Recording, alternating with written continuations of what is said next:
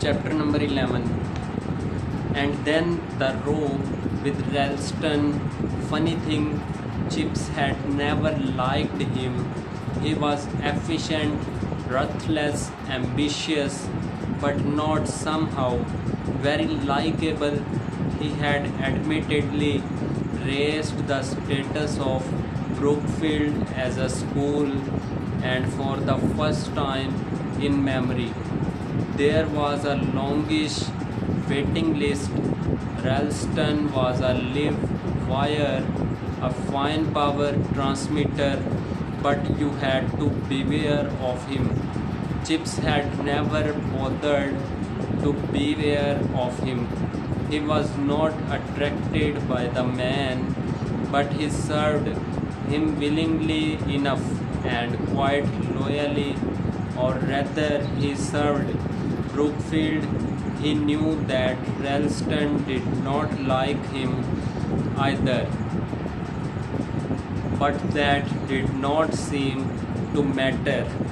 He felt himself sufficiently protected by age and seniority from the fate of other masters whom Ralston had failed to like. Then suddenly in 1908, when he had just turned 60, came Ralston urbane ultimatum. Mr. Chipping, have you ever thought you would like to retire? Chips stared about him in that book-lined study, startled by the question, wondering why Ralston should have asked it. He said at length, "No, I can't stay that young. I have thought much about it. Yet, well, Mr. Chipping, the suggestion is there for you to consider. The governors would of course agree to your being adequately pensioned." Abruptly, Chips flamed up. "But I don't want to retire. I don't need to consider it. Nevertheless, I suggest that you do. But I don't see why I should. In that case, things are going to be a little difficult." Difficult? Why difficult? And then they set Ralston getting cooler and harder.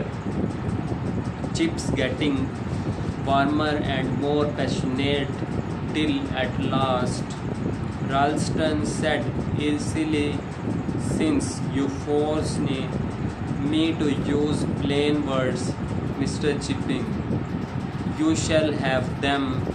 For some time past you have not been pulling your weight here. Your methods of teaching are slack and old-fashioned. Your personal habits are slovenly, and you ignore my instructions in a way which in a younger man I should regard as rank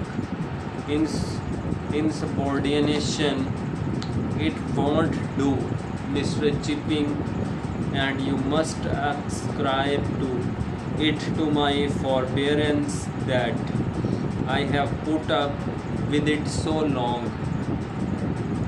But Chips began in sheer bewilderment, and then we took up isolated words out of that extraordinary indictment. Slovenly, you said. Yes, look at the gown you are wearing. I happen to know that gown of yours is a subject of continual amusement throughout the school.